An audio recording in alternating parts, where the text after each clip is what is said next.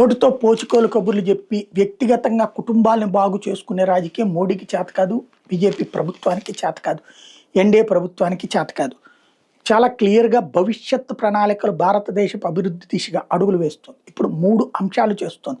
సముద్ర మదనం ఒకటి, సముద్రాన్ని మదించి ఆయిల్ ఎక్కడ దొరుకుతుంది, గ్యాస్ ఎక్కడ దొరుకుతుంది, అనేక సంస్థలకి అనుమతులు ఇచ్చింది. అట్లాగే దేశంలో సహజ వనరులు, ఇప్పుడు మన బంగారం దొరికింది అట్లాంటిది, అలాంటి అనేక గనుల వెలికితీత, ఇది ఒకవైపు జరుగుతుంది. రెండవ వైపు వచ్చేటప్పటికి ఎలక్ట్రిక్ వెహికల్స్ ప్రోత్సాహం, ప్రతి ఇంటికి కూడా సొంతగా విద్యుదుత్పత్తి చేసుకునేందుకు అనుగుణమైనటువంటి ప్రోత్సాహకం, ఇదంతా రెండవ అడుగు పడుతుంది.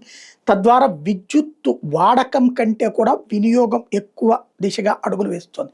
మూడో వైపు ఎలక్ట్రిక్ వాహనాల వైపు ప్రోత్సహిస్తుంది. ఇవన్నీ జరిగితే 2030 నాటికి ఆయిల్ వాడకం మనకి మనం కొనుక్కున్నది ఎంతో, అంటే మన దగ్గర ఉన్న దాంతోనే మనం సర్వైవ్ అయ్యేటట్టు, ఇతర దేశాల మీద ఆధారపడే పరిస్థితి లేకపోతే మన విదేశీ మారక ద్రవ్యం మిగులుతుంది. అదే సందర్భంలో విదేశాల మీద ఆధారపడటం తగ్గుతుందన్నటువంటిది మోడీ సర్కార్ తీసుకుంటున్నటువంటి నిర్ణయం.